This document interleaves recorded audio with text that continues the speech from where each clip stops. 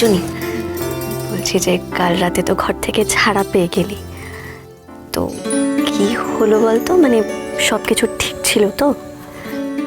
আসলে অঙ্কিতা জানিস তো খুব ভালো মনের মানুষ। সেখানে তুই যদি মুখ ফুটে কিছু না বলিস তাহলে উনি বুঝবেন কি করে বলতো যে তুই কি চাইছিস না চাইছিস? তুই তো জানিস কথা, আমি নিজে থেকে বলতে পারি না কিছু। তবে তুই যেরকম ভাবছিস সেরকমও কিছু হয়নি, মানে কোনো মতবিরোধ বা অসন্তোষজনক কিচ্ছু হয়নি। এই তার মানে তোর আর অঙ্কিতার মধ্যে একদম সব ঠিক।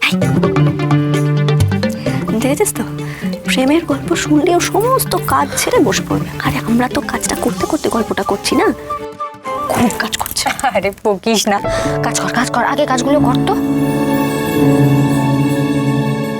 আসলে তুই তো জানিস সবকিছু এত সহজে হওয়া সম্ভব নয়,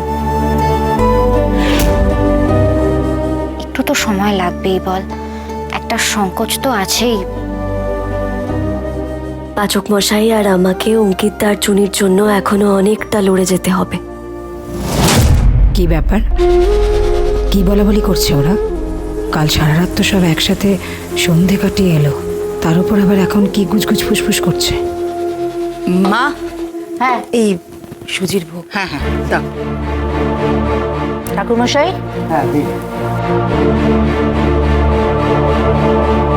ঠাকুর মশাই, বলছি যে আমরা কয়েকদিনের জন্য থাকছি না, এই কদিন আপনি এসে একটু পুজোটা করে দিয়ে যাবেন। পিসি কাকিয়া বাড়িতে থাকবে, আপনার কোনো অসুবিধা হবে না। তোমার সব যাবে কোথায়? আমরা জগৎ ব্রহ্মপুরে যাব, আশ্রমের প্রতিষ্ঠা দিবস আছে, সবাই মিলেই যেতে হবে, অন্নকূট পুজো আছে, আর আমরা সবাই হই হই করতে করতে জগৎ ব্রহ্মপুর যাব। দেখেছেন ঠাকুরমশাই, এই হচ্ছে বাড়ির বড় বউ। বলো মেজ বৌমা, সব দিকে আমার কথা, আমার একেবারে তীক্ষ্ণ নজর। ঠাকুর মশাই, মাকে মালাটা পরিয়ে দিন না। খুব খেয়াল রাখার শখ না তোমার? সবার চোখের মনি হতে চাইছো, কিন্তু এই খেয়াল রাখার মাসুল তোমাকে একদিন দিতে হবে। কথার জন্য কি বানাই? ননভেজ কিছু বানাবো?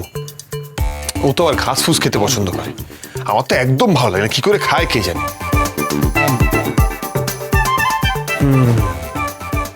পাতা দিয়ে কিছু একটা, না না বাবা, পাতা দিয়ে ওই ভালো বানায়।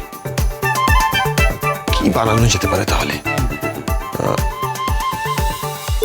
আইডিয়া। কথা সোম থেকে রবি প্রতিদিন সন্ধে ৭টায় স্টার জলসায় ও ডিজনি প্লাস হটস্টারে।